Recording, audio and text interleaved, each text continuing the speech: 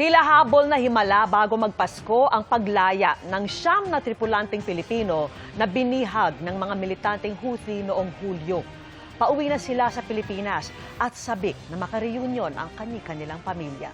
Ang kanilang mga pinagdaanan sa pagtutok ni Von Aquino.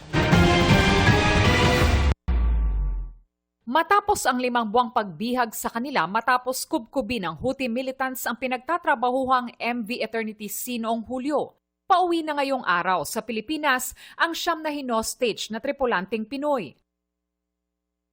Sakay ng Royal Air Force of Oman aircraft, mismo sina Department of Migrant Workers Secretary Hans Kakdak at Philippine Ambassador to Oman Raul Hernandez ang sumalubong sa kanila sa Muscat, Oman. Pinapaabot ko ang pasasalamat ko sa Sultanate of Oman. Ang namumuno ay ang Sultan Haitham bin Tariq.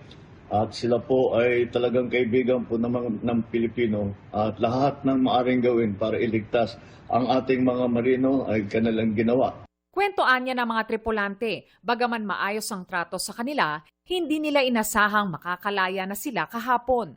Hindi nila inaasahan. Sabi nila ay merong chance ng kanilang pagpapauwi pero hindi nila inaasahan na ngayong nangyari.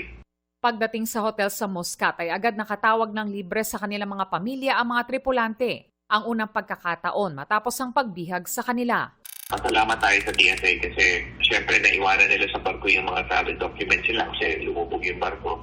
So, ngayong gabi, na-witness ko mismo ang pagpapasinaya ni Ambassador Raul na pagbibigay sa kanila ng travel documents in lieu of their passport. Ayon sa DMW, tatanggap ng tulong pinansyal ang mga tripulante at tulong mula sa ibang ahensya. Posible ring sa linggo maiuwi ang labi ng isa pang tripulante ng MV Eternity Sea na nasawi. Kaugnay naman ang Pilipinang nasawi sa sunog sa Hong Kong. Ayon sa DMW ay sinasaayos ang pag-uwi ng mga labi ni Marian Pascual Esteban. Tutulungan natin yung pamilya na yan. Na-meet ko yung 10-year-old son. Tutulungan natin yung 10-year-old son. At si Mayor Kit Nieto ay nagpo-provide din ng tulong niya sa pamilya. Sa 10-year-old son. Para sa GMA Integrated News, Von Aquino, nakatutok, 24 oras.